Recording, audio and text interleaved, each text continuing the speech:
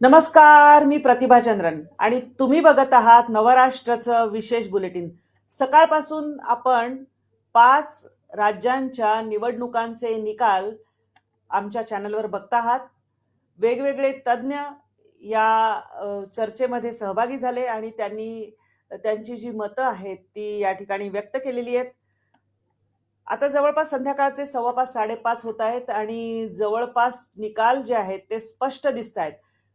सर्वाधिक चर्चेचा विषय होता किंवा सर्वाधिक लक्ष ज्या राज्याकडे होतं ते अर्थातच पश्चिम बंगालकडे होतं आणि आमच्या चॅनलवर तुम्ही ज्यांचं विश्लेषण या संदर्भातलं निवडणुकीच्या आधी ऐकत होतात ते डॉक्टर उदय निरगुडकर सर हे आपल्या सोबत आहेत. सर, स्वागत आणि अभिनंदन. तुम्ही परवा मला म्हणाला होतात की तुम्ही मला म्हणाला होतात की लिहून घ्या, 180 पेक्षा जास्त जागांवर भारतीय जनता पार्टी येत आहे आणि सुनामी आहे. म्हणजे छाती ठोकपणे हे सांगायला जिथे गुप्तांसारखे जे ऍक्सेस माय इंडियाचे आहेत ते सुद्धा धजावत नव्हते किंवा त्यांनी तर आपले एक्झिट पोल जाहीर सुद्धा केले नाहीत. तुम्ही ठामपणे सांगत होता, तुम्ही त्या मोजक्या लोकांमध्ये होतात जे ठामपणे सांगत होतात. काय या निकालाच्या बद्दल तुम्ही एवढे जे ठाम होतात त्याच्या मागची कारणं काय आहेत? एकतर पहिली गोष्ट म्हणजे पश्चिम बंगालमध्ये केलेला जो प्रवास होता, प्रवासात बदललेला पश्चिम बंगाल मला पाहायला मिळत होता. भयमुक्त वातावरणात निवडणुका जर झाल्या तर लोकांचा कौल हा वेगळा असेल याची जाणीव मला पश्चिम बंगाल फिरताना झालेली होती. दुसरी गोष्ट म्हणजे ममता दिदींनी अलीकडच्या काळात मुस्लिम लांगुल चालनाचा आणि घुसखोरांच्या समर्थनाचा आणि त्या सगळ्याला पश्चिम बंगाली अस्मितेचा आणि त्याला केंद्र विरुद्ध राज्य असं जे स्वरूप दिलेलं होतं त्याबद्दलची तीव्र नाराजी मला भद्रलोकात पाहायला मिळाली. निवडणुकीच्या मतदानाच्या वेळेला असणारा दहशतवाद आणि भीती कमी झाल्यामुळे हा भद्रलोक खूप मोठ्या प्रमाणात मतदानाबाहेर पडेल हा माझा अंदाज होता, जो पहिल्या फेरीमध्ये त्यांनी 92% पेक्षा थोडं अधिक असं मतदान नोंदवलं आणि तिथेच माझी खात्री पटली की या निवडणुकीचं वारं हे आता पश्चिम बंगालमध्ये भारतीय जनता पक्षाच्या बाजूनी झालेलं आहे. तिसरं आणि महत्वाचं कारण म्हणजे पश्चिम बंगालमध्ये अनेक केंद्र सरकारच्या योजना या राबवल्या जात नाहीत आणि त्याला कारणीभूत ममता बॅनर्जी यांचा हटवादीपणा किंवा केंद्राशी घेतलेली संघर्षाची भूमिका होती. त्यामुळे तिथल्या जनतेच्या मनामध्ये एक प्रकारची नाराजी होती की आमच्या बाजूचं राज्य आसाम जे आहे त्याला सगळ्या सोयी सुविधा मिळतात, खाली बिहार कलिंग आहे त्यांना सगळ्या गोष्टी मिळतात, मग त्या आम्हाला का मिळत नाहीत. त्यामुळे आता इकडे डबल इंजिनचं सरकार आलं पाहिजे अशी भावना मला दृढ झालेली दिसली. तिसरी गोष्ट, आणखीन एक महत्वाची गोष्ट म्हणजे आतापर्यंत जेव्हा आपल्याला स्वातंत्र्य मिळालं तेव्हा 3 राज्यांनी या देशाचा आर्थिक डोलारा सांभाळलेला होता. त्यातलं एक होतं महाराष्ट्र, दुसरं होतं तमिळनाडू आणि तिसरं होतं पश्चिम बंगाल. पश्चिम बंगालचं दरडोई उत्पन्न एकेकाळी देशाचं उत्पन्न दरडोई उत्पन्न जर 100 रुपये असेल तर पश्चिम बंगालचं 127 रुपये असायचं. पश्चिम बंगालच्या आर्थिक विकासाचा दर जर भारताचा 5% असेल तर पश्चिम बंगालचा 10 ते 11% असायचा. त्याच पश्चिम बंगालमध्ये आज बेकारीची कुऱ्हाड कोसळली. त्याच पश्चिम बंगालमधल्या मुलांना उच्च शिक्षणासाठी, संशोधनासाठी, तंत्रज्ञान शिक्षणासाठी पश्चिम बंगाल सोडून इतरत्र जायची पाळी आली. रोजगारासाठी त्यांना कलकत्ता सोडून दिल्ली, चेन्नई, मुंबई याचा रस्ता पाहायला मिळाला. एकेकाळी संशोधन असेल, क्रांतिकारक असतील, कविता, चित्रपट निर्मिती, कलावंत, तुम्ही कुठलंही क्षेत्र घ्या, पश्चिम बंगाल आम्हाला आघाडीवर दिसायचं, नेतृत्व करताना दिसायचं. परंतु एक प्रकारची मरगळ होती. ही मरगळ झटकण्याची गरज आहे याची जाणीव मला तिथे फिरताना झाली आणि त्याच्यामुळे मी इतक्या ठामपणे सांगितलं. आणखीन एक तुम्हाला एक इंडिकेटर सांगतो. आरजी कार यातली जी दुर्दैवी अभागी अशी तरुणी होती, तिच्या आईला भारतीय जनता पक्षानं तिकीट दिलं होतं. तिचा प्रचार मी जवळून बघितला. तुम्हाला सांगतो, मी तो मागच्या वेळी सांगितला आणि आज पुन्हा सांगतो. प्रचारात कुठेही तामझाम नव्हता, बडे रॅलीज नव्हते, रथ केलेला नव्हता, पोस्टर्स, बॅनर्स काही नाही. एक 5-7 कार्यकर्ते घेऊन ती माऊली घरात जायची, दारावर टकटक करायची, आतमधून एक महिला बाहेर यायची, त्या महिलेबरोबर तिची मुलगी कडेवर असायची किंवा हाताला धरलेली असायची, दोघींची दृष्टादृष्ट व्हायची आणि मग दोघींच्या डोळ्यातून अश्रू व्हायला लागायचे आणि त्या घट्ट मिठी मारायच्या. या अश्रूंच्या महापुरात तुम्हाला सांगतो हे सरकार वाहून गेलं. याचं कारण त्या मुलीवर बलात्कार झाल्यानंतर तुम्ही असे उद्गार काढता की दॅट गर्ल वॉज रॉंग. तुम्ही तिच्या बलात्काराची आणि मृत्यूची खिल्ली उडवता. हे पश्चिम बंगालच्या संवेदनशील जनतेला आवडलेलं नाहीये. मालद्यामध्ये काय घडलं, मुर्शिदाबादमध्ये काय घडलं, तिंजनापूरमध्ये काय घडलं, या सगळ्या ठिकाणी, पुरुलियामध्ये साधूंचं हत्याकांड झालं, तेव्हा तुम्ही गप्प बसलात. आणि या सगळ्या हिंदी आणि हिंदू विरोधाला तुम्ही मुलामा कसला देताय, तर तो बंगाली अस्मितेच्या टणत्काराचा. हे सगळं उघड पडलेलं होतं. आर्थिक बाबतींचं अपयश, अभिषेक बॅनर्जी यांची बेताल वक्तव्य, तुझ्या तू जीवनाचा तू शिल्पकार, या न्यायानं ममता बॅनर्जी यांची वक्तव्य, या सगळ्यामुळे भाजप जिंकणार याविषयी माझ्या मनात तिळमात्र शंका नव्हती. महाराष्ट्र भाजपचेच काही लोक आम्ही 150 160 होतील, मी ठामपणे सांगत होतो 180 100% पार कराल. मला आश्चर्य वाटेल की जर ते 200ला टच नाही झाले तर. अजूनही एक अर्धा पाऊण तास, 1 तास शेवटचे आकडे यायचे आहेत आणि आय एम शुअर शेवटचा आकडा 195 ते 200 मला असणार आहे. अगदी बरोबर आहे सर. तुम्ही पहिल्या टप्प्यामध्ये फिरलात आणि आम्ही दुसऱ्या टप्प्यामध्ये जेव्हा चालू होतं तेव्हा फिरलो.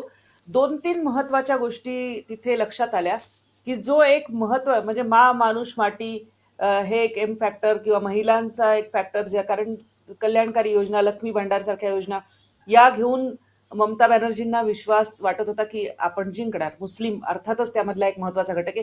यावेळी एक वेगळा एम फॅक्टर तिथे जोडला गेला, तो म्हणजे मोदी. आणि तो यासाठी की चेहरा म्हणून कोण ममता बॅनर्जी यांच्या तुलनेचा, यांच्या तोडीसतोड चेहरा नाही भाजपाकडे राज्यामध्ये, असं एक प्रोजेक्ट केलं गेलं, असं एक दर्शवलं गेलं. 200चा आकडा सर दिसतोच आहे, तुम्ही म्हणालात तो. तर यावेळी मोदी फॅक्टर जो आहे तो फार महत्वाचा, त्यांच्या चेहऱ्यावर निवडणूक लढली गेली. आणि जेव्हा मोदींचे रोड शो तिथे पाहिले, म्हणजे झालमुरीचा प्रकार असेल आणि त्यांनी बरोबर नस पकडणं ज्याला म्हणतात की जनमानसाची नस पकडणं, पंतप्रधान नरेंद्र मोदी यांच्या इतकं दुसऱ्या कोणाला कळत नाही. लोक म्हणतात ईव्हीएम हॅक, पण म्हणजे काही गोष्टींचा संदर्भ दिला पाहिजे की कंगना रनौत संसदेत म्हणाल्या होत्या की वो दिलों को हॅक करते. कशा पद्धतीने करता, तर ते एक वेगळ्या अर्थाने घेतलं पाहिजे की भावनेला साथ किंवा पश्चिम बंगालच्या लोकांचं काय आहे जवळचं, हे सगळं त्यांनी यावेळी जोखलं. आणि त्यांचे जे रोड शो झाले तिथे आम्ही जेव्हा लोकांशी बोललो तेव्हा अक्षरशः क्या होगा बंगाल में, तर हो चुका असं सांगत होते. क्या हो चुका, जय श्रीराम. म्हणजे या पद्धतीचा विश्वास लोक दुसऱ्या तुम्हाला मी सांगतो हे सगळं नरेंद्र मोदी यांचं तिकडे असणं, याला सर्वात समर्थ जोड कोणाची मिळाली असेल तर ती अमित शहाची. अर्थात अमित शहा शेवटचे 15 दिवस थार मांडून होते. खरं तर अभिनंदन केलं पाहिजे ते इलेक्शन कमिशनचं, ज्ञानेश कुमार यांचं. त्यांनी या निवडणुका दहशत मुक्त वातावरणात होण्याकरता जीवाची पराकाष्ठा केली. काय टीका नाही झाली यांच्यावर. त्यांच्यावर इम्पिचमेंट, महाभियोग चालवला जावा अशा प्रकारची मागणी डोक्यावर ताणत्या तलवारीसारखी असताना त्यांनी SIR राबवलं आणि त्या SIR मधून घुसखोर बाहेर पडले. जे नावांवर खोटं मतदान व्हायचं असे सगळेजण बाहेर पडले. त्यामुळे मतदान याद्या ज्या होत्या त्या अतिशय शुद्ध आणि सत्य स्वरूपात आल्या. दुसरी गोष्ट, त्यांनी राज्य पोलिसांच्या हातातनं ही निवडणूक काढून घेतली आणि ती CRPFच्या हातात दिली. आणि CRPFनी अक्षरशः गली गली में नजर, चप्पे चप्पे के ऊपर नजर, लम्हे लम्हे की खबर, या न्यायाने प्रचंड मोठ्या प्रमाणात CCTV इन्स्टॉल केले, प्रचंड मोठ्या प्रमाणात फोर्सेस डिप्लॉय केल्या गेल्या. इतकंच काय तर इतका बारीक अभ्यास केला होता की शेवटच्या दिवशी मोटरसायकलवरनं काही राडे केले जातील म्हणून आधी 72 तास मोटरसायकल फिरवायला बंदी केली. म्हणजे किती बारकाईनं विचार केला गेलेला आहे तुम्ही बघा. तिसरी आणि अत्यंत महत्वाची गोष्ट म्हणजे निवडणूक कंडक्ट करण्याकरता पूर्वी राज्य शासनाचे अधिकारी असायचे. आपल्याकडे महाराष्ट्रात पण तेच असतं. परंतु हेच राज्य शासनाचे अधिकारी TMCच्या गुंडांच्या अखत्यारीत यायचे आणि त्यांच्या दहशतीखाली त्यांना पाहिजे असं मतदान व्हायचं. म्हणजे तुम्ही मतदारावर गेल्यानंतर तुमचं मतदान झालेलं असायचं, असं सर्रास व्हायचं. म्हणून या राज्य सरकारच्या अधिकाऱ्यांना बाजूला केलं गेलं आणि केंद्रातून अधिकारी आले आणि त्या केंद्रातून आलेल्या अधिकाऱ्यांनी कुठलाही गैरप्रकार होऊ दिला नाही.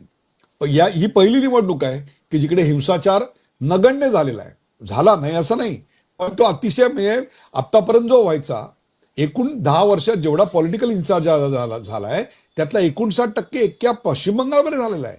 आणि त्यात बहुतांश वेळा हल्लेखोर कोण होते तरी तृणमूलचे असायचे. हे सगळं चित्र आता बदललेलं आहे. त्यामुळे भारतीय जनता पक्षासाठी किंवा एकूणच भारतीय लोकशाहीसाठी ही निवडणूक ही एका राज्यात एका पक्षाकडून दुसऱ्या पक्षाकडे सरकार गेलं अशी नाही आहे, तर इट्स अन आयडिओलॉजिकल वॉर. हिंसेनं युद्ध जिंकता येतं, फ्रीबीज देऊन निवडणुका जिंकता येतात, दहशतीखाली निवडणुका जिंकता येतात. या सगळ्याला मात दिली गेली आहे. केंद्राच्या विरोधात भूमिका घेतली राज्य स्तरीय पक्षांनी की निवडणुका जिंकता येतात, याला मात दिली गेलेली आहे. केंद्राच्या योजना नाकारल्या आणि आपला टणत्कार म्हणजे आपला काहीतरी बंगाली टणत्कार दाखवला, या बेगडी अभिमानाला टाचणी लागलेली आहे. तरी ही निवडणूक ही हिस्टॉरिकल आहे आणि भारतीय जनता पक्षाला आनंद होणं, आमच्या तिथल्या मित्रांना हे स्वाभाविक आहे. कारण आतापर्यंत ते घोषणा द्यायचे, जहां हुए बलिदान मुखर्जी वह कश्मीर हमारा है. आता ते अभिमानानं म्हणू शकतील, जहां से आए हमारे मुखर्जी वह पश्चिम बंगाल हमारा है.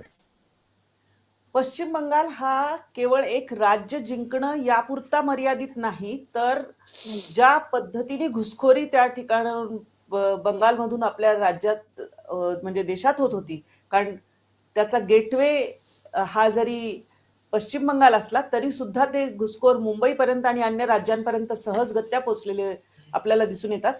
ही सगळी परिस्थिती ही राज्याच्या सुरक्षेच्या दृष्टीने सुद्धा अतिशय धोकादायक अशी होती आणि अगदी त्यामध्ये तुम्ही अगदी योग्य मुद्दा मांडलाय. तुम्हाला 1999 सालचा जनरल सिन्हांचा रिपोर्ट सांगतो, आजचा नाही आहे, 1999चा रिपोर्ट आहे. आणि काय सांगतात त्या रिपोर्टमध्ये, 1,90,00,000 इतक्या मोठ्या संख्येनं बंगाली घुसखोर आपल्याकडे घुसलेले आहेत. आणि ते कुठे राहणार आहेत? ते मालदा, मुर्शिदाबाद, 24 परगणा यातली जी आर्थिक स्थिती, सामाजिक स्थिती आहे ती बांगलादेश सारखीच आहे. मग ते तिकडे राहतील का वास्तव्याला? अजिबात नाही राहणार. ते राहणार कुठे? तिथून ते मायग्रेट होणार, स्थलांतरित होणार. वैध अवैधरित्या ते मुंबईत येणार, ते दिल्लीत येणार, ते जाणार चेन्नईमध्ये, ते जाणार मध्य भारतामध्ये आणि तिथे जाऊन तिथल्या नागरी सुविधांवर ताण निर्माण करणार. तिथे अत्यंत काय म्हणू संवेदनशील अशा प्रकारच्या गुन्ह्यांमध्ये यांचा सहभाग असणार. मध्यंतरी मुंबईमध्ये बांद्र्यामध्ये एका महिलेवर बलात्कार आणि खून प्रयत्न जो झाला, तो जो गुन्हेगार पकडला गेला तो काही दिवस आधी बांगलादेशातनं इथे आलेला होता, स्थलांतरित होता. अशा प्रकारच्या गुन्ह्यांमध्ये पश्चिम बंगालमधून इथे आलेले बांगलादेशचे स्थलांतरित कसे काय असतात? बाळासाहेब ठाकरे यांनी 2000 किंवा 2001 मध्ये विधान केलं होतं की साधारणतः 10 ते 15 लाख बांगलादेशी घुसखोर एकट्या मुंबईमध्ये आहेत. आज त्यांची संख्या किती झाली असेल मला सांगा. आणि याला कारण काय? तर 2200 किलोमीटरची बॉर्डर आहे आणि ती बॉर्डर जी बांगलादेश बरोबर पश्चिम बंगालची आहे, तिथे आम्हाला एक कुंपण उभारू द्या, जसं राजस्थानमध्ये आहे, पंजाबमध्ये आहे. पण तसं कुंपण उभारायला पश्चिम बंगाल सरकारने काही जागा दिली नाही. वारंवार विनंती केली, शेवटी हायकोर्टात याचिका दाखल केली गेली. हायकोर्टाने त्यांना तसे आदेश दिले आणि सांगितलं 31 मार्च पूर्वी जर बांधला नाही तर तुम्हाला दंड पडेल. 25,000 रुपयाचा दंड परवा जाहीर झाला, तरी सुद्धा जागा दिली नाही. काय तुम्हाला या देशाच्या अंतर्गत सुरक्षेची खिलवाड करायचा अधिकार होता? या सगळ्याच्या विरोधात आज पश्चिम बंगालच्या भद्र लोकांनी अभद्र गोष्टींचा नाश करण्याकरता मतदान केलेलं आहे. म्हणूनच हा एक ऐतिहासिक क्षण आहे भारतीय लोकशाहीसाठी. अगदी बरोबर आहे. कारण मुळात इंटलेक्च्युअल क्लास जो भद्रलोक ज्याला म्हणतात, त्यांच्यामध्ये भारतीय जनता पार्टीला तसं म्हटलं तर स्वीकारार्हता कमी होती. आपण हे गेल्या काही दशकांच्या राजकारणामध्ये बघितलं. आणि लेफ्ट लिबरल आयडिओलॉजी हा बंगालचा प्रमुख चेहरा नेहमी राहिलेला आहे. आज सर आपण जर विचार केला तर तेच भद्रलोक उलट्या दिशेने म्हणजे वेगळ्या दिशेने त्यांनी जेव्हा विचार केला, त्याला काही कारणं जी लक्षात आली ती म्हणजे 12वी नंतर त्यांच्या राज्यामध्ये शिक्षणाच्या योग्य सुविधा नाहीत, रोजगारासाठी चांगल्या संधी उपलब्ध नाहीत, मग केवळ फ्रीबीज देऊ नका, महिलांसाठी सुरक्षा महत्वाची आहे आणि राजकीय हिंसाचार जो ज्या पद्धतीने होतो त्याला हे लोक कुठेतरी घाबरलेले होते आणि परिवर्तन हे सांगताना सुद्धा खुलेपणाने बोलण्याची त्यांच्यामध्ये एक भय जे डोळ्यामध्ये म्हणतात ते दिसत होतं. पण हे भयमुक्त अगदी योग्य. होण्यासाठी गुपचूप त्यांनी मतदान केलेलं आहे. खूप मोठ्या प्रमाणात मतदान झालंय. ममता बॅनर्जींचे जे अनेक गड होते, मी जायपालगुडी म्हणत नाही, जायपालगुडीचा जो भाग आहे तो भारतीय जनता पक्षाचा आहे, परंतु प्रेसिडेन्सीचा जो भाग आहे, जाधवपूरचा भाग आहे, कलकत्त्याचा भाग आहे, या सगळ्या ठिकाणी जिथे ममता बॅनर्जी यांना 90% जागा मागच्या वेळी मिळाल्या होत्या, तिकडे आज त्यांना 1 आणि 2 जागा मिळवताना मारामार आहे. हे कशाचं निदर्शक आहे? एकीकडे मुस्लिम मतदार तुमच्यापासून दुरावला, एकीकडे महिला तुमच्यापासून दुरावल्या आणि हिंदू मतदार तुमच्यापासून पूर्णपणे दूर केला. आज याचा परिणाम काय झालाय माहितीये? गंगोत्री से लेके इकडे पश्चिम बंगालच्या उपसागरामध्ये गंगा जिथे मिळते त्या बंगालपर्यंत जेवढे म्हणून राज्य लागतात त्या सगळ्या राज्यांमध्ये आज भाजपची सत्ता आलेली आहे. आणि त्यांची घोषणाच होती अंग बंग आणि कलिंग. कलिंगचा अर्थ ओरिसा होता, बंग म्हणजे बिहार होता आणि त्यांना आता पश्चिम बंगालची देखील सत्ता मिळाली आहे. आसाममध्ये भारतीय जनता पक्ष आलेला आहे. त्यामुळे नॉर्थ ईस्टमध्ये ज्याला आपण म्हणू, ईशान्य राज्यांमध्ये कमळ फुललंय. ही भारतीय जनता पक्षासाठी एक फार महत्वाची बाब आहे, कारण इकडे आज तुम्ही पाहिलं तर जवळपास 42 खासदार येतात. राज्यसभेमध्ये येणाऱ्या खासदारांची संख्या खूप मोठ्या प्रमाणावर आहे. त्यामुळे यापुढे राज्यसभेतलं भारतीय जनता पक्षाचं मताधिक्य वाढण्याकरता म्हणून याची मदत होणार आहे. आणि या निमित्ताने आणखीन एक समोर येते, ते म्हणजे जवळपास 21 राज्यांमध्ये भाजपची आज सत्ता आहे. एवढ्या मोठ्या प्रमाणात काँग्रेसनी आतापर्यंत फक्त एकदाच आपली सत्ता आणलेली होती. 2014 साली भाजपची सत्ता आली, त्यावेळेला फक्त 8 राज्यात भाजप होतं. आज ते 21 राज्यात आहे. याच्यावरूनच तुम्हाला या यशाचं महत्व कळेल आणि याचा परिणाम जो आहे ना, त्याच्यात एक संदेश आहे आणि तो संदेश पुढचा परिणाम घडवणार आहे. आणि तो म्हणजे फ्रीबीज देऊन निवडणुका जिंकता येत नाही, दहशतवाद करून निवडणुका जिंकता येत नाहीत, आणि तिसरं, मुस्लिम लांगुल चालन करून, हिंदू तिरस्कार करून निवडणुका जिंकता येत नाही. हिंदू तिरस्काराचे आणि मुस्लिम लांगुल चालनाचे दिवस आता संपले. हा पश्चिम बंगालच्या निवडणुकीचा सर्वात मोठा धडा आहे की जो आता उत्तर प्रदेशमध्ये तिथल्या विरोधी पक्षांना आणि तिथल्या सरकारला देखील पाहावा लागेल. त्यामुळे हिंदूंचं खच्चीकरण, मुस्लिम मतांचं तुष्टीकरण, हिंदू जातींचं एक प्रकारे विभागीकरण, गुन्हेगारांचं उदात्तीकरण, देशाचं बर्बादीकरण आणि स्वतःच्या कुटुंबाचं, स्वतःच्या परिवाराचं श्रीमंतीकरण. आणि हे मी का म्हणतोय तर आठवा, त्या तपासाच्या धाडी आठवा. टेम्पो भरून पैसे सापडलेले होते आणि ते वाचवायला कोण पुढे आलेल्या होत्या? ममता बॅनर्जी आल्या होत्या. कोणाचे पैसे होते ते? म्हणूनच मी सांगितलं, गुन्हेगारांचं उदात्तीकरण, देशाचं बर्बादीकरण आणि स्वतःच्या कुटुंब परिवाराचं श्रीमंतीकरण, हिंदूंचं खच्चीकरण, मुसलमानांचं तुष्टीकरण, जातीमध्ये विभागीकरण, या सगळ्याला या निवडणुकीत आता मूठमाती मिळालेली आहे. अगदी बरोबर आहे. आणि ममता बॅनर्जी सर तसं म्हटलं तर 10 निवडणुका त्यांनी आतापर्यंत जिंकलेल्या आहेत. म्हणजे 7 वेळा लोकसभेच्या निवडणुका, 3 वेळा विधानसभेच्या निवडणुका. गप्प बसणाऱ्या नेत्या नाही आहेत, रस्त्यावर संघर्ष करणाऱ्या नेत्या आहेत. त्या पुढे काय करतील? कारण आता जेव्हा त्यांच्या हातात बरोबर आहे. संघर्ष कशा करता करणार मला सांगा तुम्ही. आयपॅकवर हल्ला झाला, आयपॅकवर हल्ला म्हणजे आयपॅकवर धाड पडली, तेव्हा तुम्ही धावलात. आणि तिकडे धाड पडल्यानंतर तुम्ही काय केलं तर तिथे फायली म्हणजे पुरावे गोळा करून तुम्ही पळायला सुरुवात केली. आणि त्यांच्याकरता म्हणून तुम्ही हायकोर्टामध्ये उभा राहता काळा कोट घालून. मग आरजी कारमध्ये, पुरुलिया साधू हत्याकांडा प्रकरणामध्ये, मालदामध्ये, मुर्शिदाबाद मधल्या तिथल्या अत्याचाराबाबत तुम्हाला कधी काळा कोट चढवावा असं वाटलं नाही? ह्या सगळ्याचा लेखाजोखा तुम्हाला सांगतो मांडला गेलेला आहे. आणि त्याचाच परिणाम तुम्हाला आता इथे पाहायला मिळतो. या निवडणुकीमध्ये मतदानाचा वाढलेला टक्का, महिला मतदारांची 2-2.5% जास्त आलेलं मतदान आणि हिंदूंच्या मतांचं ध्रुवीकरण आणि यांचे संबंध इंडिया आघाडीत कसे आहेत मला कळतच नाही. एकीकडे हे एकमेकांच्या मांडीला मांडी लावून बसतात काँग्रेस आणि हे, आणि काँग्रेस यांच्या विरोधात. आणि किती विरोध टोकाचा असेल तर पहिल्या फेरीमध्ये भारतीय जनता पक्षाला चांगले दिवस येतील असं प्रिडिक्ट झाल्यानंतर उतावळेपणाने राहुल गांधी यांनी एक व्हिडिओ प्रस्तुत केला आणि त्या व्हिडिओमध्ये सांगितलं की ममता दिदींनी ध्रुवीकरणाची सुरुवात केली, त्याची प्रतिक्रिया म्हणून आता भाजप पुढे जात आहे. कसल्या आनंदाच्या उकळ्या तुम्हाला फुटतायत? दुसऱ्याच्या म्हणजे पाहुण्याच्या काठीनं काही गोष्ट घडली तर तुम्हाला आनंद होतोय, कारण तुमच्यात ते कर्तृत्व नाही हे सिद्ध झालेलं आहे. त्यामुळे आज स्टॅलिन यांचा पराभव झालेला आहे, डाव्यांचा पराभव केरळात झालेला आहे आणि तृणमूलचा पश्चिम बंगालमध्ये झालेला आहे. असे राजकीय पक्ष की जे हिंदुत्वाच्या विरोधात होते, असे राजकीय पक्ष जे हिंदी आणि केंद्राच्या विरोधात होते, ते आता भुईसपाट झालेले आहेत. अगदी बरोबर. पश्चिम बंगालवर नंतर मी अर्थातच आपण तमिळनाडूकडे जाणार आहोत.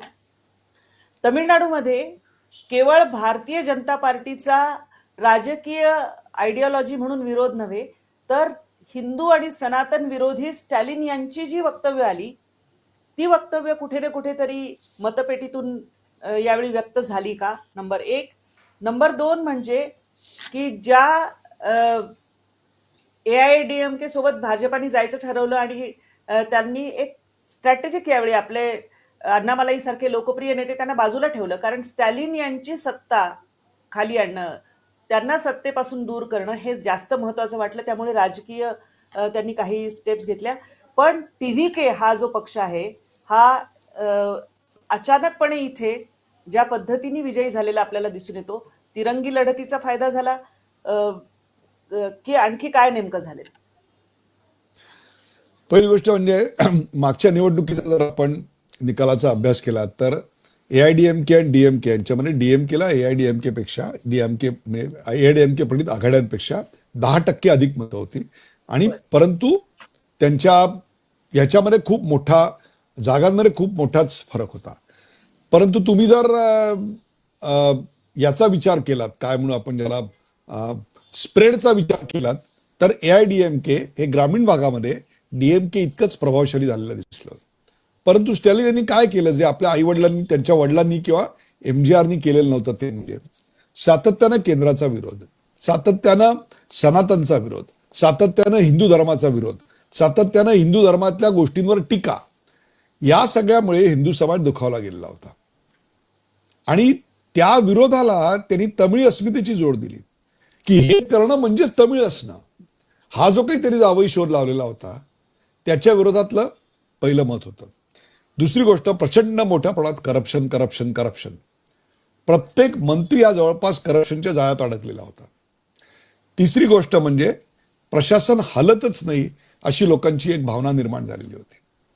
आणि चौथी आणि महत्वाची गोष्ट म्हणजे कोणताही समोरचा नेता बलदंड असा नाही, चित्रपट तारे तारका नाहीत, तरी देखील सातत्यानं केंद्रावर टीका करायची, केंद्रातल्या योजनांवर टीका करायची, सातत्यानं केंद्र विरोधी भूमिका घ्यायची. हे लोकांना आवडलेलं नाहीये. त्याचा परिणाम म्हणून तिकडे त्यांच्या विरोधात मतदान झालं. त्यामुळे त्यांच्या विरोधात, प्रस्थापितांच्या विरोधात मतदानात आहे याची चर्चा आपण केली होती. बट व्हॉट वी कुड नॉट गेज, आपण 10 ते 11% मतं ही थलपती विजय यांना मिळतील असा अंदाज केला होता. परंतु तो अंदाज चुकवत त्यांना 30%हून अधिक मतं मिळाली. म्हणजे मला कळतच नाही तमिळनाडूच्या राजकारणाचा बाज काय आहे. 33-34% मतं मिळवायला भारतीय जनता पक्षाला लाखो कार्यकर्त्यांचे करोडो तास 12 वर्ष पश्चिम बंगालमध्ये खर्च करावे लागले, तेव्हा त्याला यश मिळालं. आणि इकडे 2 वर्षात लुंगी डान्स करणारा आणि ज्याच्या धर्माचे म्हणजे ख्रिश्चन धर्माचे 5% सुद्धा लोक नाहीत, ज्याचं राजकीय संघटन नाही, ज्याचे फॅन क्लब्स आहेत. आणि आपण तोही मुद्दा बोललो होतो, can the fan club be converted in to a political cadre.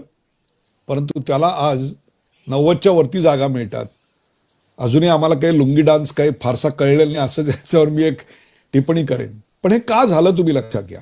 हे झालं अशा करता की DMK वरचा राग होता आणि त्याच वेळेला लार्जर दॅन लाईफ प्रतिमा पूजनाची जन्मजात गुणसूत्रांनी आलेली आवड होती. आणि मग असा लार्जर दॅन लाईफ कोण होता? तर तो विजय होता. याच्या आधी पळणीस्वामी होते, पण पळणीस्वामींकडे ती जयललितांसारखी लार्जर दॅन लाईफ उंची नव्हती, चित्रपटाचं वलय आणि बॅकग्राऊंड नव्हती, पार्श्वभूमी नव्हती, क्लब्स नव्हते. त्यामुळे तिकडे विजयच्या मागे उभे राहिले. त्यातनं दोन संदेश गेले. केंद्राच्या विरोधात, हिंदी आणि हिंदूंच्या विरोधात जर तुम्ही उभे राहिलात तर तुम्हाला परास्त केलं जाईल. आणि दुसरी महत्वाची गोष्ट म्हणजे विकास जर झाला नाही, डिलिव्हरी जर आम्हाला अनुभवाला मिळाली नाही, तर तुमचं राज्य तमिळ अस्मितेचं राजकारण जरी करत असेल तरी आम्ही घरी बसवू. यापुढे मराठी अस्मिता यावरून धोपटणाऱ्या माणसांना हा संदेश आहे की आत्ता सुद्धा पश्चिम बंगालमध्ये प्रचार करताना कुठेही ममता बॅनर्जी यांच्यावर टीका नाही झाली, त्यांच्या कारभारावर टीका झाली, त्यांच्या चुकीच्या धोरणांवर टीका झाली, त्यांच्या हिंदू विरोधावर टीका झाली. हे लक्षात घेतलं पाहिजे. महाराष्ट्रातल्या प्रादेशिक अस्मिता जपणाऱ्या किंवा जपण्याचा दावा करणाऱ्या पक्षांनी. टीव्हीकेच्या बद्दल एक आहे की जवळपास ते 100 किंवा त्या पुढचाही आकडा गाठतील अशी परिस्थिती आहे. आपण गेल्या वेळी जेव्हा बोललो होतो सर, तेव्हा टीव्हीके हा कदाचित किंगमेकर असेल असा एक अंदाज होता. आता मात्र टीव्हीके हा किंग असेल, किंगमेकर म्हणून ते कोणाला घेतात हा प्रश्न असेल. कारण दोन गोष्टी आहेत त्याच्या हा महत्वाच्या. आ- एक म्हणजे त्यांची सेंटर लेफ्ट आयडिओलॉजी, म्हणजे आणि बरोबर आहे. त्यांच्यासाठी भाजपा हा जर आपण पक्ष म्हणालो तर हा त्यांना पॉलिटिकल ऍडव्हर्सरी आहे तशा अर्थाने. काय करतील? बरोबर आहे तुमचं म्हणणं. आत्ता जो माझा अंदाज आहे ते शेवटचे आकडे अजून समोर यायचे आहेत. मला असं वाटतं हा कार्यक्रम प्रसारित होईल त्याच्यानंतर एक तासा दीड तासाने ते आकडे येतील. आणि जर आत्ताची माझी अटकळ खरी असेल तर त्याला एक 17 जागा कमी पडतील. आणि त्या 17 जागा एन ब्लॉक म्हणजे एका राजकीय पक्षाखाली, एका चिन्हावर, एका झेंड्यावर लढलेल्या माणसा कोणाही पक्षाकडे नाही आहेत. कोणाहीकडे नाहीयेत. त्यामुळे त्यांना तिघा चौघांना एकत्र घ्यावं लागेल. भाग क्रमांक 1. आणि जर एआयडीएमके इंटॅक्ट राहिला, एआयडीएमके प्लस कंबाईन अलायन्स जर इंटॅक्ट राहिला तर त्याला एआयडीएमकेला अख्ख्या बरोबर घ्यावं लागेल. आणि तसं झालं तर पळणीस्वामी हे उपमुख्यमंत्री बनतील आणि भारतीय जनता पक्षाला तिकडे चंचू प्रवेश मिळेल. हा एक भाग झाला. दुसरी गोष्ट अशी आहे, तुम्ही लेफ्ट टू सेंटरची जी गोष्ट केलीत ती गोष्ट खरी आहे. परंतु आत्ता थलपती विजय यांचे जे इतर कारनामे आहेत ते लक्षात घेता ते केंद्र सरकारबरोबर कोणत्याही प्रकारच्या संघर्षाची भूमिका घेतील असं वाटत नाही. त्याची दुसरी बाजू, आत्ता जी तमिळनाडूची आर्थिक स्थिती आहे ती लक्षात घेता आणि ज्याला केंद्रातल्या योजना आणि इन्फ्रास्ट्रक्चरसाठी केंद्राच्या निधीची गरज आहे ते लक्षात घेता ते केंद्र सरकारच्या विरोधात भूमिका घेतील अशी काही चिन्ह दिसत नाहीत. त्यामुळे जसे चंद्रबाबू नायडू आहेत तशाच प्रकारची भूमिका त्यांना आता घ्यावी लागेल. आणि त्यातच तमिळनाडूचं काय म्हणायचं आपल्याला उज्ज्वल भविष्य असणार आहे. त्यांनी आणखी एक केलंय की रिसॉर्ट पॉलिटिक्स, अशा अर्थाने महाबळीपुरमला सगळे आपले लोक जे आहेत ते हलवलेले आहेत. कारण ज्या पद्धतीचा निकाल येईल त्यावरून लगेचच कोणी मुख्यमंत्री पदाचा चेहरा ठरेल वगैरे असं दिसत नाही.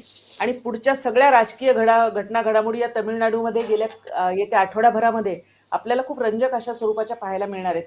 नेमकं कुठल्या पक्षासोबत जातात असंही ऐकण्यात आले की विजय यांच्या वडिलांनी काँग्रेसशी पण चर्चा केलेली आहे की यासोबत म्हणून. परंतु मी तुम्हाला मगाशी सांगितलं की एन ब्लॉक एका पक्षाकडे त्यांना पूर्ण बहुमताकडे जाईल असा आकडा नाहीये. इतके विचित्र आकडे आता, इंटरेस्टिंग आकडे एक प्रकारे आलेले आहेत. त्यामुळे त्यांना एआयडीएमके किंवा एआयडीएमकेचे सहभागी पक्ष यांच्याबरोबर जाण्याशिवाय दुसरा पर्याय नाहीये. तिसरी एक शक्यता मी आता फक्त इथे बोलून दाखवतोय. वर्षभरात ते तुम्हाला दिसेल द्रमुकचं विघटन होईल. याचं कारण स्टॅलिन यांच्या एकाधिकारशाहीला, हुकुमशाहीला आणि त्याहीपेक्षा घराणेशाहीला आता त्यांचे आमदार आणि त्यांचे समर्थक कंटाळलेले आहेत. आणि त्याच्यामुळे जसं आपल्याला इथे शिवसेनेमध्ये दिसलं, जसं आपल्याला राष्ट्रवादी काँग्रेसमध्ये दिसलं, जसं आपल्याला आम आदमी पक्षामध्ये दिसलं, तसं मोठ्या प्रमाणात 2 पक्षामध्ये आता घडण्याची शक्यता आहे. त्यातला पहिला पक्ष असेल तृणमूल काँग्रेस आणि दुसरा पक्ष असेल तो म्हणजे डीएमके. हे दोन्ही पक्ष विघटित होतील आणि त्यातला एक मोठा चंक, मे बी 2/3 हा आता केंद्र शासनाच्याच एक प्रकारे धोरणांना अनुकूल अशा प्रकारची भूमिका घेईल, यात मला काही शंका वाटत नाही. तमिळनाडूमध्ये सिने स्टार्स सत्तेत येणं आणि त्यांचं राजकारण प्रभावी असणं ही एक परंपरा आहे. मग करुणानिधी असतील, MGR असतील, जयललिता असतील, की ज्यांनी राज्य तमिळनाडूवर अनेक वर्ष केलं, हे सगळे फिल्म स्टार्स होते. आणि तिकडे ती जी एक पद्धती म्हणजे खुशबू सारख्या नटीचं तिथे मंदिर असू शकतं. तर म्हणजे सिने स्टार्स बद्दलचं आकर्षण हे प्रचंड मोठ्या प्रमाणावर तिथे आहे. कुठले कुठले सिने स्टार सर तुम्हाला वाटतात, की कारण आपण गेल्या वेळी पण बघितलं की कमला हसन यांनी प्रयत्न केला, परंतु ते यशस्वी होऊ शकले नाहीत. विजयना अशी नेमकी कुठली नाडी सापडली की ज्यामुळे ते आत्ता ज्या ठिकाणापर्यंत आहेत योग्य त्या प्रश्न स्थानापर्यंत? आहे आणि हेच अतिशय अतिशय चांगला प्रश्न तुम्ही विचारला. आणि त्याचं विश्लेषण असं आहे की तमिळनाडूच्या राजकारणामध्ये एंट्री करून तिथे आपला दबदबा किंवा आपलं महत्व एस्टॅब्लिश करण्याची पहिली संधी होती रजनीकांत यांना. परंतु रजनीकांत यांनी एका कारणामुळे एक प्रकारे माघार घेतली, ते म्हणजे ते मूळ तमिळ नाही आहेत. त्यामुळे राजकारणात पडल्यानंतर आपलं मूळ तमिळ नसणं आपल्या मुळावर येईल याचा त्यांना अंदाज आला. दुसरी गोष्ट, राजकारणाचा धबडगा हा त्यांच्या स्वभावातल्या रुजुतेला परवडणारा नव्हता, म्हणून ते बाद झाले. कमल हसन यांना योग्य वेळी कळून चुकलं की आपली लोकप्रियता किती बेगडी आहे. आपण लोकप्रिय आहोत, परंतु निवडणुका जिंकण्याकरता लागणारी जी एक यंत्रणा असते ती fan club to party structure ही उभी करायची आपली ताकद नाही, याची जाणीव त्यांना योग्य वेळेला झाली. म्हणून त्यांनी आयत्या वेळी कच खाल्ली. जशी पश्चिम बंगालच्या राजकारणामध्ये मिथुन चक्रवर्ती आणि सौरव गांगुली यांनी एक प्रकारे कच खाल्ली, तसंच या दोघांचंही आहे. आता MGR काय, अण्णादुराई काय, जयललिता काय, यांची इमेज जी आहे ना, यांच्या भूमिका ज्या आहेत त्या भूमिकांमुळे त्यांची जी एक प्रतिमा निर्माण झाली आहे ती लार्जर दॅन लाईफ आहे. विशेषतः MGR यांनी किंवा इकडे NT रामाराव यांनी सगळ्या ऐतिहासिक पौराणिक अशा भूमिका गेल्या की ज्या लार्जर दॅन लाईफ आहेत, की ज्यांच्याकडे आपण परमेश्वर किंवा गॉड म्हणून बघतो. परंतु विजय इज अ फर्स्ट स्टार की ज्यांच्या भूमिकांमध्ये कुठेही तुम्हाला असं मोठे पण दिसणार नाहीये. त्यांच्या सगळ्या भूमिका आहेत ना, त्या सगळ्या भूमिका ह्या कट करा, हा त्यांच्या भूमिकांपासून पुन्हा घेतो जरा. त्यांच्या ज्या भूमिका आहेत ना, त्या भूमिका या नेक्स्ट डोअर बॉय अशाच आहेत. त्यामुळे अशा प्रकारच्या सामान्य भूमिका असणारी एक कलाकार लार्जर दॅन लाईफ इमेज निर्माण करतो, हे आव्हान खूप मोठं होतं. त्यामुळे त्यांचं कौतुक जास्त आहे. बरं, त्यांना मिळालेला पिरियड जो आहे ना तोही अतिशय कमी आहे. 4 महत्वाची कारण आहेत. एक, नेक्स्ट डोअर बॉय ही image, no larger than life भूमिका. काही प्रचंड मोठ्या प्रमाणात अशा काही भूमिका मिळाल्यात असंही काही नाही आहे. नेक्स्ट डोअर बॉयची भूमिका भाग क्रमांक 1. दुसरी गोष्ट, मिळालेला वेळ फार कमी आहे. पार्टी अनाऊन्स केल्यापासून ते निवडणुकीला उभ्या राहीपर्यंत 2-3 वर्षाचा काळ आहे फक्त. So that's miracle. तिसरी गोष्ट, कुठेही तमिळ अस्मिता हा मुद्दा आणलेला नाही आहे, की जो आत्तापर्यंत मुद्दा हा MGR आणि करुणानिधी यांनी आणलेला होता, जयललिता यांनी आणलेला होता, तसा कुठेही त्यांनी केलेलं नाही आहे. चौथं आणि सर्वात महत्वाची गोष्ट म्हणजे एस्टॅब्लिश केडरमधनं त्यांनी उमेदवार उभेच केले नाही आहेत. होय, म्हणजे या पक्षातनं त्या पक्षातनं उचला उचली असा प्रकार नाही, तर त्यांनी एक फ्रेश पॉलिटिकल थॉट दिलेला आहे. तसं म्हटलं तर थॉट असा पण नाहीच आहे. त्यात काहीसं वेलफेअरिझम आहे आणि काहीसं वैगुण्यावर बोट दाखवत तिथे आपण कसे उभे राहणार याविषयीचं केलेलं भाष्य आहे. त्यामुळे त्यांचा विजय हा आत्तापर्यंतच्या तमिळनाडूच्या राजकारणातलाच नव्हे तर भारतीय राजकारणातला एक चमत्कार म्हटला पाहिजे. म्हणजे पश्चिम बंगाल हा मुस्लिम लांगुल चालनाचा अंत करणारा आणि हिंदू खच्चीकरणाचा अंत करणारा, तर वेलफेअरिझम आणि लार्जर दॅन लाईफ इमेजपेक्षा पुढे जाऊन एक नेक्स्ट डोअर बॉय अशी इमेज असणाऱ्या व्यक्तीला निवडण्याचा एक वेगळा चमत्कार तिकडे घडला. त्यामुळे ती दोन्ही राज्य, एक देशाच्या शीर्ष भागावर आणि दुसरं देशाच्या अंतस्थ भागावर, याच्यावरचा एक चमत्कार आहे असं म्हटलं पाहिजे.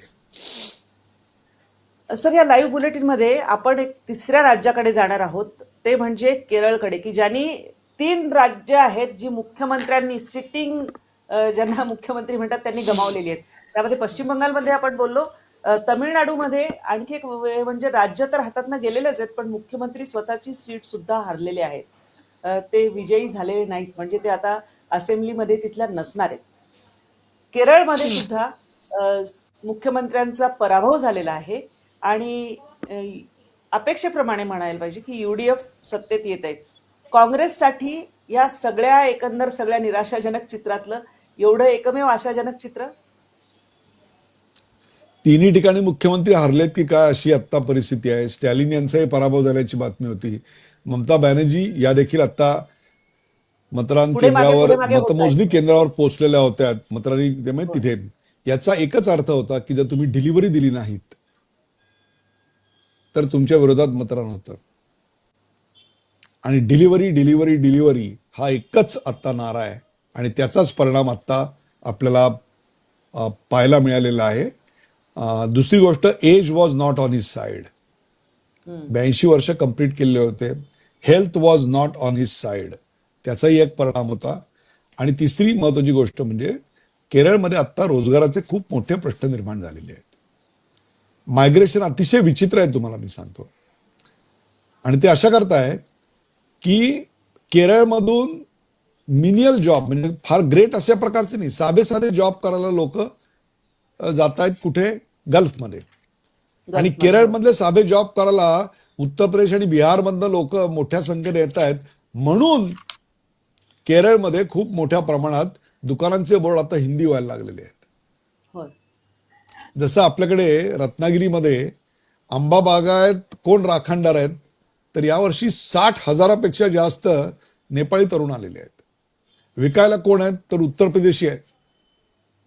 हे जे स्थलांतर आहे ना, ते स्थलांतर एक प्रकारे केरळी लोकांना आता नको आहे. त्यांना तिथल्या लोकांना रोजगार पाहिजे. आत्तापर्यंत अत्यंत आक्रमक अशा स्वरूपाच्या ट्रेड युनियन स्थापन करून त्यांनी या सर्व काय म्हणू आपण ज्याला उद्योगधंद्यांना सळो की पळो करून सोडलेलं होतं. आज सगळ्या ह्या चुका त्यांना जाणवायला लागलेल्या आहेत. एक टुरिझम हा विषय जर सोडला तर बाकी कुठल्याही बाबतीत त्यांची आता प्रगती होताना दिसत नाहीये. त्याच्याकरता ते उत्तर शोधत होते. तो सर्व राग त्यांचा प्रस्थापित नेतृत्वावर दिसायला.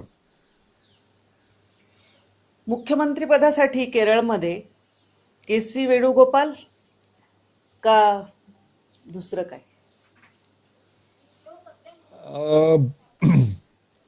खूप कठीण आहे सांगणं आत्ता या क्षणाला. याचं कारण तुम्हाला मी सांगतो, KC वेणुगोपाल यांना अंतर्गत सपोर्ट खूप मोठ्या प्रमाणावर आहे. परंतु आणि गांधी ते परिवाराचा. राहुल गांधी यांच्या जवळचेही आहेत. परंतु त्यांना ह्या सर्व आमदारांना एकत्र ठेवता येईल का, याच्याविषयीची शंका तिथले जे काही आमचे मित्र पत्रकार आहेत त्यांनी व्यक्त केलेली होती. आणि दुसरी गोष्ट अशी आहे की जी आव्हानं आहेत ती आव्हानं KC वेणुगोपाल यांना पेलवता येतील का, याच्याविषयी पण एक शंका आहे. त्यामुळे राज्य त्यांच्या हातात दिलं आणि नंतर पक्ष फुटला, तर ही भीती सुद्धा आत्ता काँग्रेसच्या मनामध्ये खूप मोठ्या प्रमाणात आहे. त्यामुळे आत्ता तरी मला असं वाटतं की ज्याला आपण त्यांची ट्राईड अँड टेस्टेड पद्धत आहे, आणि ती म्हणजे ते एक केंद्रीय निरीक्षक पाठवतील, ते आमदारांशी बोलतील, मग आमदारांची बैठक घेतील आणि मग ते दिल्लीला जातील, एक पत्र घेतील आणि तो बंद लखोटा घेऊन तिकडे येतील आणि पुन्हा आमदारांच्या बैठकीत तो बंद लखोटा उघडला जाईल आणि मग पक्षश्रेष्ठींच्या आदेशाने आणि तुमच्या सहमतीने उमेदवाराची घोषणा करण्यात येईल. आत्ता तरी KC वेणुगोपाल यांचं पारडं जड आहे, यात काही शंका नाही.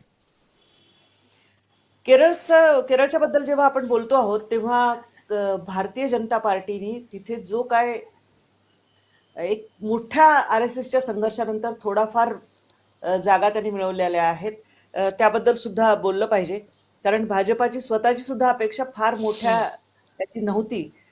तर 2 ते 5 जागा आपल्याला मिळतील अशी त्यांना अपेक्षा होती.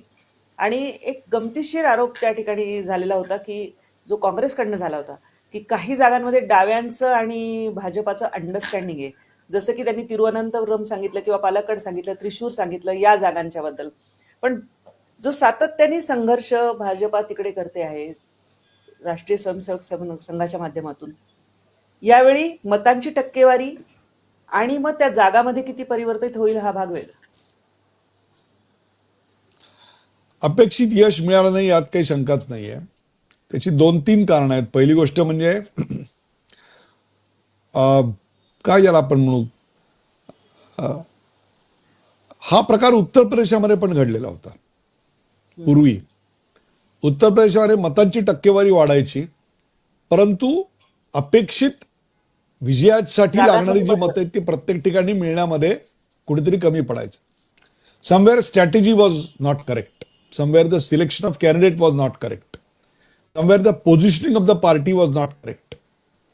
मला असं वाटतं पश्चिम बंगालमध्ये सुद्धा अशा 2-3 अनुभवातनं भारतीय जनता पक्ष शिकला.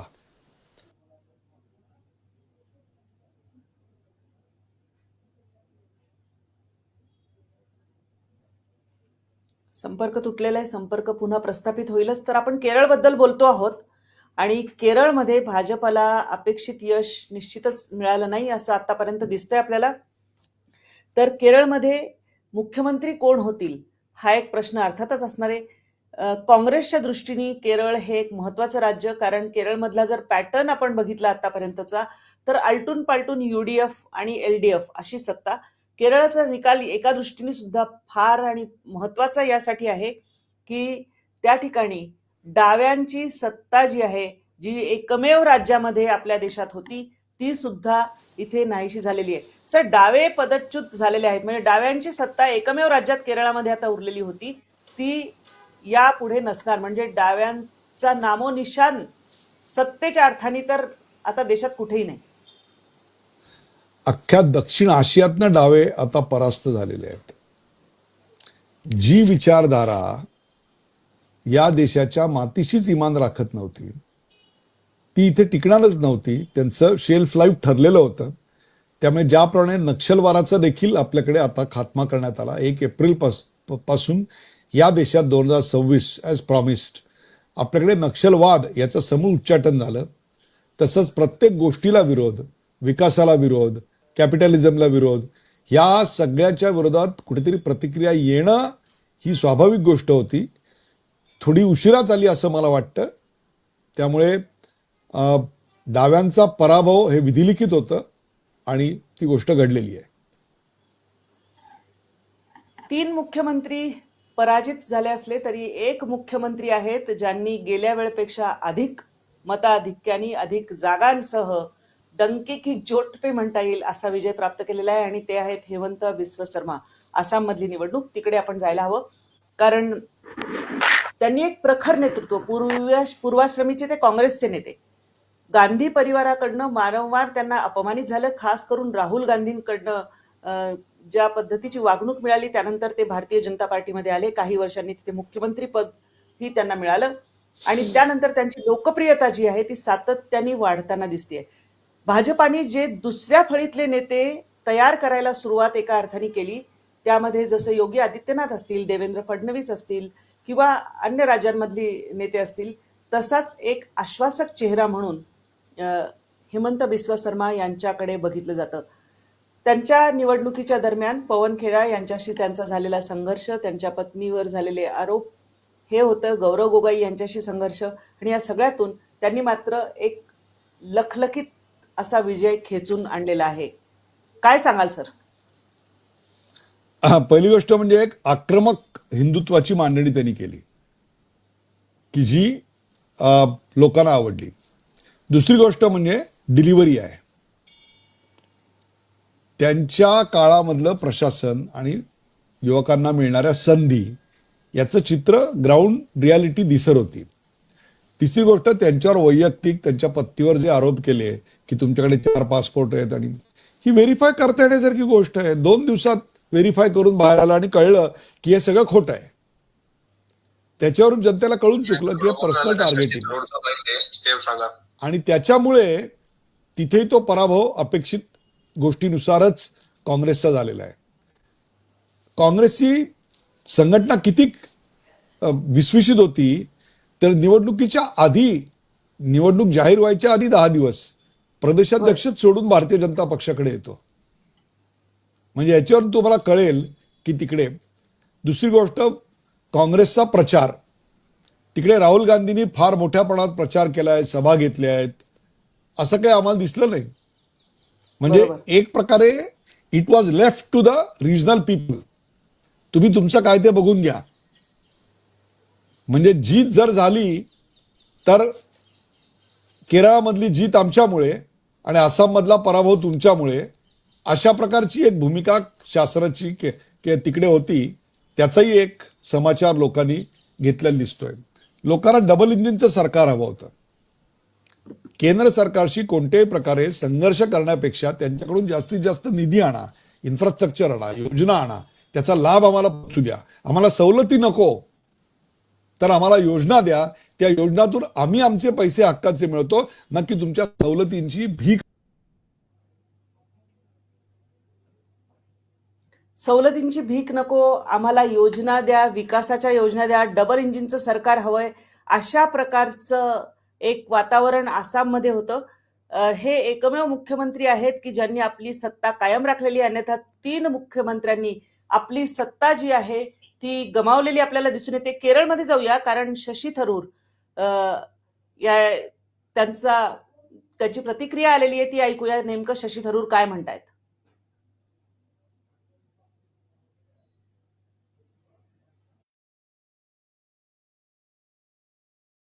Tremendous victory. It's a victory that I dare say most people would agree is even greater than we had expected.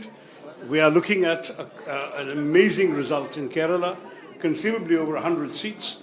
And you must realize that from 2001, the CPM has 50 seats which they have never lost. This time, for the first time in this century, they will have lost seats that they have never lost in this last quarter of a century. It's also important to understand that for India, it's a major development. For the first time, there will be no left government in India. The CPM lost this Kerala election in 2011, and at the same time they lost Bengal, but they were still holding on to Tripura. Then they lost Tripura, now they have lost Kerala, and in some ways, it is a closing of a big chapter in India's democratic political history, the eclipse of the Communist Party. The other story, of course, comes from other states, and that I'm not competent to talk about. But I would say that as far as Kerala is concerned, what we have with the Congress victory is a genuine momentum as an opposition for the years ahead. And I think that the next opportunity will come in Punjab next year. We expect to be able to really also do Kerala in Punjab. And here in Kerala, our focus must be on good governance, on transformation, on changing the narrative which has been so disappointing and negative in the course of the last 10 years of misgovernance. So I'm looking forward to seeing a transformed Kerala, a Kerala where young people no longer need to flee and go to other states and other countries looking for work, because there's nothing here. Instead, we want a Kerala where investors will come, businesses will grow, growth will happen, and our young people will have plenty of opportunity. Right, this is a historic day for us. It's a tremendous victory. It's a victory that I dare say most people would agree is even greater than we had expected. We are looking at an amazing result in Kerala, conceivably over 100 seats.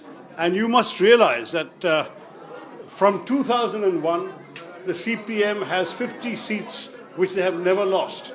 This time, for the first time in this century, they will have lost seats that they have never lost in this last quarter of a century. It's also important to understand that for India, it's a major development. For the first time, there will be no left government in India. The CPM lost this Kerala election in 2011, and at the same time they lost Bengal, but they were still holding on to Tripura. Then they lost Tripura, now they have lost Kerala, and in some ways it is a closing of a big chapter in India's democratic political history, the eclipse of the Communist Party. The other story, of course, comes from other states, and that I'm not competent to talk about. But I would say that as far as Kerala is concerned, what we have with the Congress victory is a genuine momentum as an opposition for the years ahead. And I think that the next opportunity will come in Punjab next year. We expect to be able to really also do Kerala in Punjab. And here in Kerala, our focus must be on good governance, on transformation, on changing the narrative, which has been so disappointing and negative in the course of the last 10 years of misgovernance. So I'm looking forward to seeing a transformed Kerala, a Kerala where young people no longer need to flee and go to other states and other countries looking for work because there's nothing here. Instead, we want a Kerala where investors will come, businesses will grow, growth will happen, and our young people will have plenty of opportunity. Right, this is a historic day for us. It's a tremendous victory. It's a victory that I dare say most people would agree is even greater than we had expected. We are looking at an amazing result in Kerala, conceivably over 100 seats. आपण And you बघतोय must की realize जे आपण sir बोलत होतो, डाव्यांचा संपूर्ण भारतातून उच्चाटन झालेलं आहे, त्याच भावना शशी थरूर यांनी व्यक्त केल्या आहे. आणि काँग्रेसचा विजय हा भाग तर आहेच, पण ऐतिहासिक दृष्ट्या डाव्यांची सत्ता कुठेही भारतात उरलेली नाही असं शशी थरूर म्हणालेले आहेत. त्यांनी दुसरा मुद्दा सांगितला तो म्हणजे केरळमध्ये आता गरज आहे ती उद्योगधंद्यांची, जो आता मुद्दा काही क्षणापूर्वी मांडत होतो की टुरिझम सोडलं तर कुठलाही उद्योग मोठा तिकडे नाहीये. ट्रेड युनियनच्या भीतीमुळे तिथे कोणी उद्योग इन्व्हेस्ट करायला तयार आहेत. मल्याळी उद्योजक जे आहेत ते बाजूच्या कर्नाटकामध्ये किंवा तमिळनाडूमध्ये जायला तयार आहेत, परंतु तिकडे इन्व्हेस्ट करायला तयार नाहीत. त्यामुळे रोजगार नाही, आणि रोजगाराकरता तुम्ही गल्फला जाता आणि तिथले जे छोटे छोटे जॉब्स आहेत ते करायला उत्तर प्रदेशात येत आहेत. या स्थलांतराचे हे मुद्दे पण त्यांनी मांडले. त्यांनी तिसरा जो मुद्दा महत्वाचा मांडला की इथे आम्हाला चांगलं शासन करावं लागेल, याचं कारण त्याचा लेखाजोखा हा पंजाबच्या निवडणुकीत मांडला जाईल. हाही त्यांनी एक प्रकारे आता दिलेला आहे. सो वेणुगोपाल यांच्या उमेदवारीवर त्यांनी एक प्रकारे प्रश्नचिन्ह निर्माण केलंय का अशी शंका माझ्या मनामध्ये येते, आणि स्वतःची हॅट त्या रेसमध्ये टाकली आहे की काय असंही मला वाटायला लागतं. अगदी बरोबर. कारण केरळमध्ये मुख्यमंत्री पद हे शशी थरूर यांचं स्वप्न आहे तसं म्हटलं तर, पण त्यांचा केंद्रीय नेतृत्वाशी, खास करून गांधी घराण्याशी कभी खट्टा कभी मिठा असं जे त्यांचं एक रिश्ता असतो, जे नातं असतं, ते त्या आड येऊ शकतं अशी पण शक्यता आहे. थोड्या दिवसात आपल्याला कळेलच की तिथे नेमकं काय होतं. त्यांनी अर्थातच तुम्ही म्हणाला तसं त्या रेसमध्ये आपली पण हॅट टाकून ठेवलेली आहे. पुदुचेरी हे तसं म्हटलं तर छोटं राज्य, भाजपाची अपेक्षित सत्ता तिथे आलेली आहे. 33 जागा असतात, त्यातल्या 3 ज्या नामनिर्देशित असतात, 30 जागांवर निवडणूक झालेली आहे. एक कमेंट तुमच्याकडनं मला हवीच आहे सर पुदुचेरीबद्दल सुद्धा. पुदुचेरीमध्ये लाईन एक्सटेंडेड ज्याला आपण म्हणतो ना, की मागची जी रेग होती ती रेग आता फक्त मोठी ओढली गेली. या पलीकडे तिकडे काही आपल्याला म्हणता येणार नाही. भारतीय जनता पक्षाला तिथे मिळाली, भारतीय जनता पक्ष प्रणित आघाडीला जी आता तिकडे आपल्याला सत्ता मिळालेली दिसते ती एक थिन मार्जिननी आहे. परंतु पुदुचेरीमध्ये कोणत्याही प्रकारे टॉपल गव्हर्नमेंट करावं अशी काही ताकद तिथल्या विरोधी पक्षांची नाही.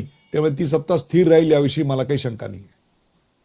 2 निवडणुकांबद्दल बोलायला पाहिजे, त्या म्हणजे महाराष्ट्रातल्या पोटनिवडणुका, ज्या बारामतीमध्ये राज्याच्या उपमुख्यमंत्री, दिवंगत उपमुख्यमंत्री अजितदादा पवार यांचं अकाली अपघाती निधन झाल्यानंतर निवडणुकीच्या रिंगणात होत्या. सुनेत्रा पवार त्या अर्थातच अपेक्षेप्रमाणे विजयी झालेल्या आहेत.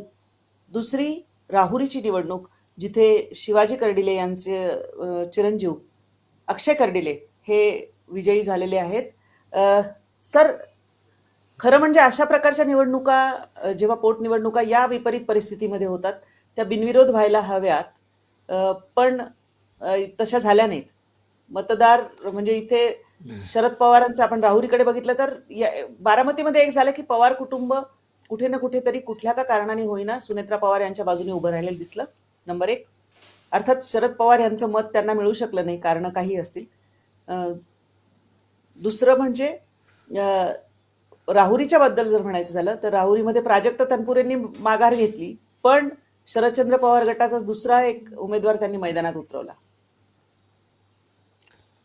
राजकारणात दिसतं तसं नसतं म्हणून तर दुनिया फसते.